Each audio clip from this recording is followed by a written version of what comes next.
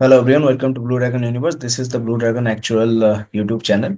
So I hope you are having a good time. This is a video that I'm making after a long time, and that is mainly because I was traveling, I was trekking. It's very important to take your time off, enjoy your life as well, and also I had a bad throat because of all those traveling and everything, right? So I had to, kind of take some time off, right? So this is, I think this is the stage when you are kind of planning for your next paper, and this is where probably you are thinking about SP paper and CP1. So I thought that this is an important time to make this video. Which paper you should appear first, SP papers or CP papers? Personally, if you ask me, and if you see this diagram, you can see that if you are if you want to be a rabbit, if you want to move faster, you should choose SP paper. If you want to move slower, you should choose CP1 paper. What is the reason behind that? Why I'm saying that? All this would be discussed in this video. So stay attentive for the next 10 minutes, and I think and then take your call about SP paper or CP1. Okay, so and by SP paper, I mean SP1, SP2, SP4, SP5, all the SP papers, right? And CP1 is the only paper. I'm not clubbing CP2 or CP3 with this, just to be clear, because there are a few people who might get confused with that, right? So I'm only considering CP1 versus all the SP paper, because your first theoretical higher paper would be usually this, right? So that is where we are making the distinction, not the practical paper. Okay. So I recently conducted a poll in LinkedIn, and actually 36% said preferred SP papers and 64% preferred CP papers. But let me tell you the interesting bit, because you cannot see who have voted. I can see most of the fellows have actually, taken the SP paper, and people who are just starting out, right, maybe cleared 3 4 papers, they have taken CP papers. So from there also you can understand that what is happening. Why is this misinformation? CP paper or CP1 paper would be uh, promoted by coaching centers because it is the biggest paper, so people charge big amount of money, and that is why you will see that this will be promoted. Of course, we are also planning to launch our own CP1 maybe in April 2025 or May 2025. That is within our plan, right? And we will also promote this, but that is not at the cost of other students getting misled into SP paper and CP1 paper, right? So always remember that we have to make something value. We have to add value to students life. We cannot add value to our life at the expense of the student. That will never work in the long run. Someone will come up and break that thing, like I'm trying to do now. So 36% actually preferred SP papers, which was shocking for me, that people is not applying common sense, or people are not aware of what are the implications of not choosing SP paper and then choosing CP paper. So obviously, the initial paper series. The after that there is CP paper. So people also get influenced by that. Like first I cleared CM1, CS1, CS2, and now I am moving to CP paper because that is the next series. But that is not how you should kind of think over, and I will give you the reason. So this is the poll, and I don't agree with this poll, right? I believe majority is wrong in this case. If they just apply simple common sense, they would not choose SP paper at all. But that's how it is. If someone has already chosen CP paper and done well, that's well done to him or her, right? I mean, I'm not against that. It's not that this is the only way, there is no other way. Obviously there is other way, but I don't think that is the logical way. Why? Let us consider that. I believe fastest way to qualify is SP paper. Like I mentioned, the poll consists of several participants. Most of those participants who voted for SP paper are fellows, right? So that also kind of defines or proves that SP paper is a faster way to qualify. Why CP1 is like a polar bear sitting on a volcano, like you are in a difficult situation. A polar bear is supposed to stay in North Pole or South Pole, right? But it is like a polar bear is sitting on a volcano. You are on a difficult situation. Why I'm calling CP1 that? That would be clear in some time, right? So the first thing that we have to understand is actually is a professional qualification. Your learning happen in job, right? Although these days people show off about their papers and their marks. Every time paper comes out, paper result comes out, we see that show off in the LinkedIn, and that is unfortunate as per me, but that is how this generation is, and we have to live with that.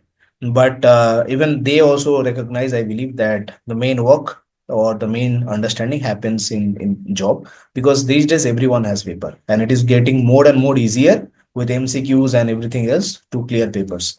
It was a lot tougher in our time, and that is why the quality of actuaries have also coming, are also coming down. But obviously, I mean, I don't think paper should be the limiting criteria, which in our time it was. Many people got stuck in papers. They were good people, but they eventually given up because of the time they had taken to clear papers or not clear papers. But I think is that is a good riddance. I believe that you are clearing paper faster. If you can augment your knowledge with fast clearing of papers, I think that is perfect. So I think overall the actual industry is moving in the right direction. It's just that the quality of actual students is also going down, but it depends on the sincerity of the person, right? So if the person is sincere, eventually that person will pick up. If the person is not sincere, then I already have a word for them, paper actually. So either you work in life domain or general domain or pension domain, right? Either of this, especially in India and also all over the world, you work in this three domain.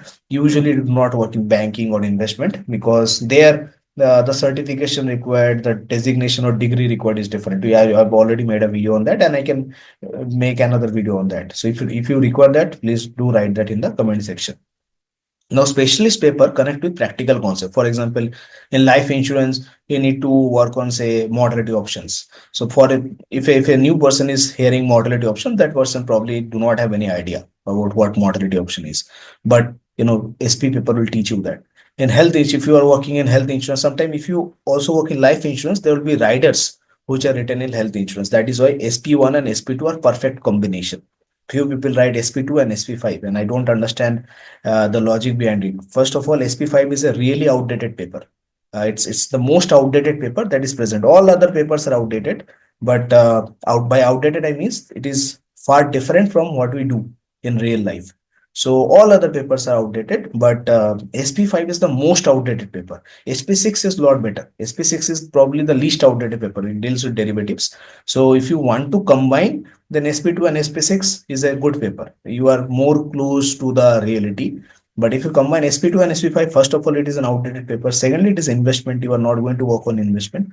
Ideal combination would be SP2 and SP1. I can make a video, detailed video on that as well. If you want that, write that in the comment section. I can make a video on that. However, the main agenda for this slide is that SP paper relates to practical concept. You need to know about active life reserve, disability life reserve. You not need to know about waiting period, deferral period, right? So all this knowledge would be present in SP1. I personally believe that SP1 is a better written paper as compared to SP2 as well. So if you study SP1 and SP2, your knowledge of SP2 also gets much more clear. At least that happened with me. So specialist paper links with practical concepts that actually you can apply in your job as compared to CP1, which is all over the place. It makes you a fast learner, like I mentioned. If you are reading something in book and you are also working on the same thing in job, then that makes you a fast learner. It sets you apart from your peers. So suppose as compared to someone who is writing CP1, who is going through the pension chapter and is working in general insurance where there is no relevance. So that person is learning pension in his or her downtime or at home. But he or she is working on maybe pricing a environmental insurance product, and there is no relation, right?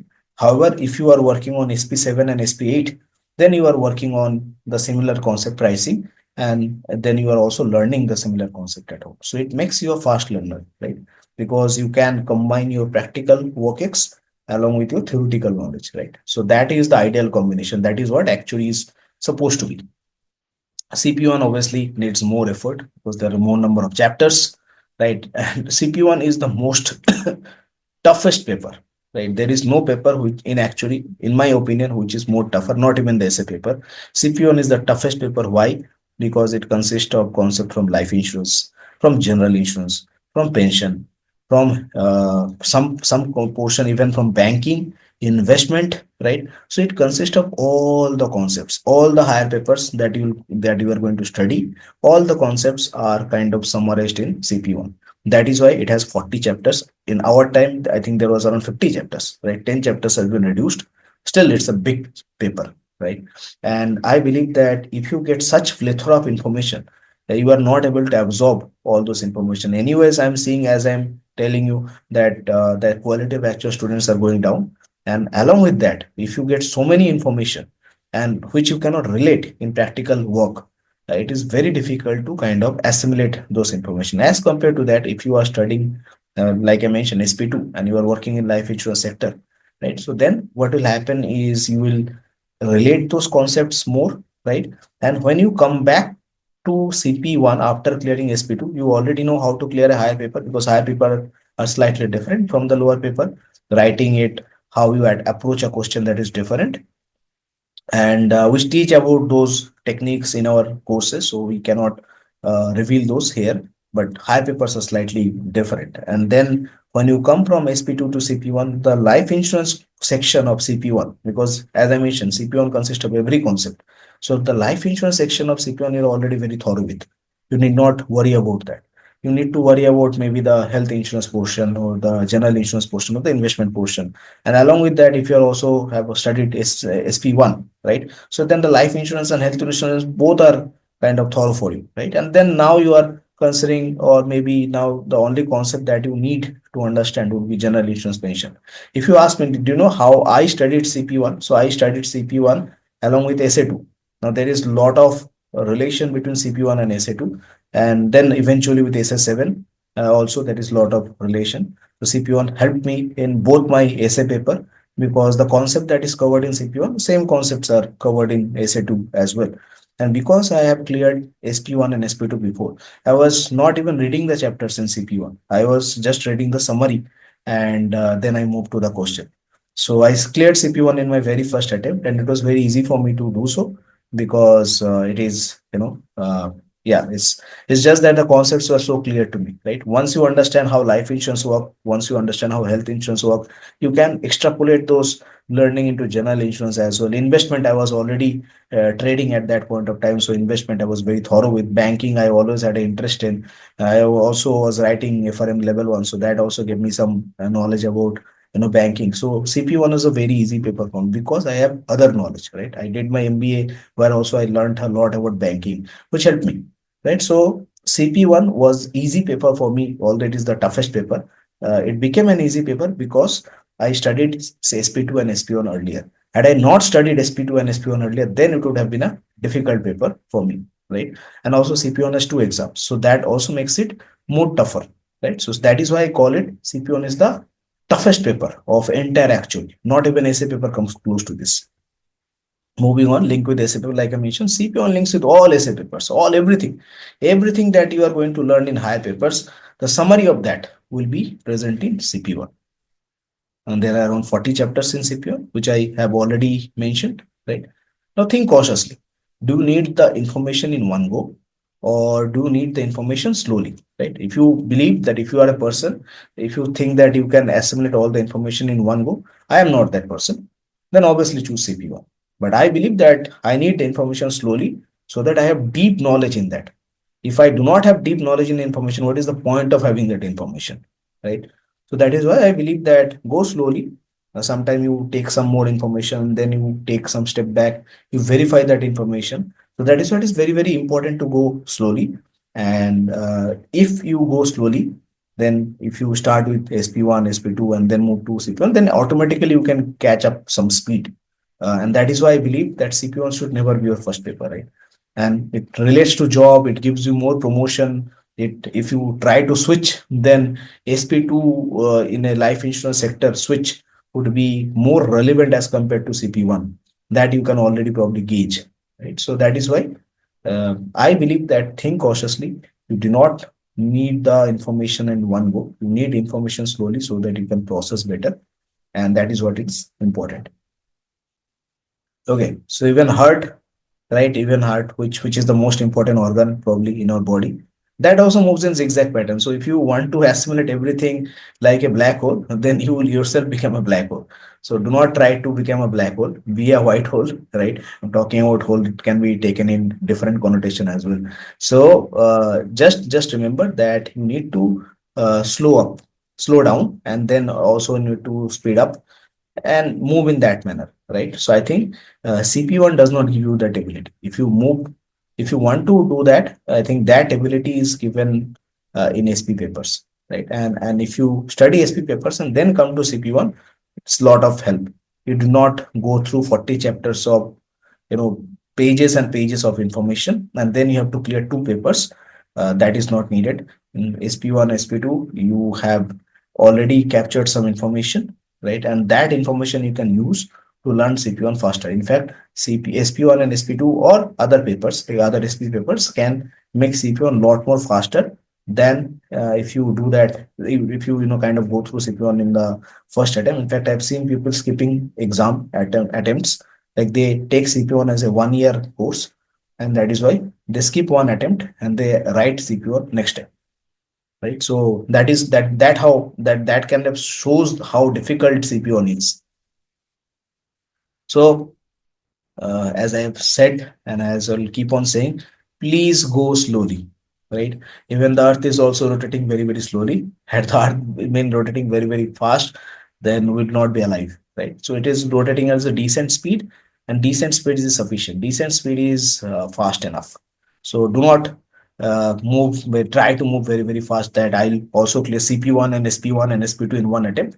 Of course, people have done that. There will be some exceptions, right? But might that might happen after they have failed SP1, SP2 for multiple times, and then finally in one go they have done everything, right? So please go slow. Your job is not to clear papers, but to understand the information that is given in papers so that it can help you in your professional world or professional life or corporate life, right? That is the purpose of a professional certification. If you just be happy in clearing papers, then all you would be a paper actuary. So if you want to be a professional actuary, if you actually want to get past 1 CR package, then take it from someone who has actually gone beyond that level, that you have to go slowly. There is no point in becoming the fastest actuary or youngest actuary. Be the bestest actuary in terms of knowledge. Moving on. So this is the summary. SP paper, specialized knowledge. It is relevant to jobs. Less chapters as compared to CP, although more chapters as compared to any other paper, but less chapters as compared to CP1. Gives edge over peers and more recognized in job switches, like I've mentioned, or also in jobs, right? So that is how it is. And if you move to CP1, right, there is variety of information. Every information that is present in a higher paper will be summarized in CP1. I've said that time and again. It's not that relevant to jobs, right? Some chapters will be, but not most chapters will not be relevant to jobs. There will be more chapters, 40 chapters, right? It is difficult to clear because there are two papers that you have to clear as compared to SP or SP2. It is conducted over 2 days. CP1 is conducted over 2 days, two exams, right? So that is difficult to clear. I don't understand, frankly, why CP1 is conducted over 2 days. It is a tradition. I think it should be conducted in one day with one exam only. But still, it is conducted over 2 days, right? So that makes it difficult to clear and less recognition in job. So if you say that I have cleared CP1, to me when you are switching, that is, not a very relevant information for me. But if you say that, yeah, I mean, I have cleared SP2 and I'm in life insurance, that is very, very relevant for me, right? I know that you have some knowledge, right? So use your logic, build your intuition so that you can fire up your ambition, right? And that is what we teach in BDU. Moving on. So this is our take. There should be, this is my personal take actually. I should not say this is our take. This is my own take that, you know, please try to understand that I'm not trying to change the tradition, but I think this is sufficient, right? So I believe that there should be two theoretical papers only. There should not be CP1, SP1, SP2, and then SA2. I don't see the point. I think there should be only two higher papers, that is CP1 and one SP paper, right? And maybe you are appearing for SP2 or you are appearing for SP1 or SP7. If you believe that general insurance require two papers, then combine that two paper into one paper, but there should be only one paper.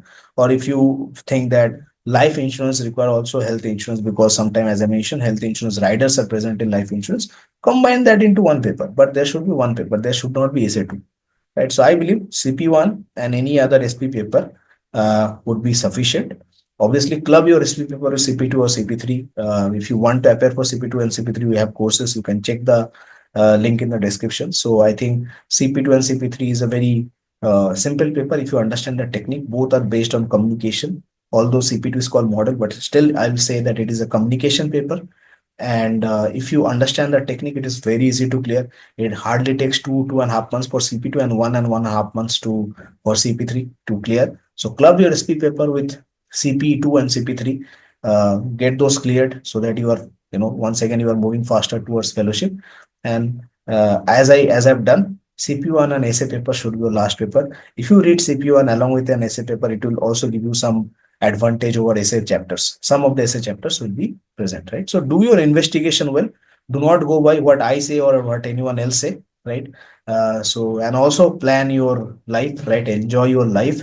Enjoy your time with your friends. Enjoy your birthdays. Enjoy your parties, right? Like the pictures that you can see.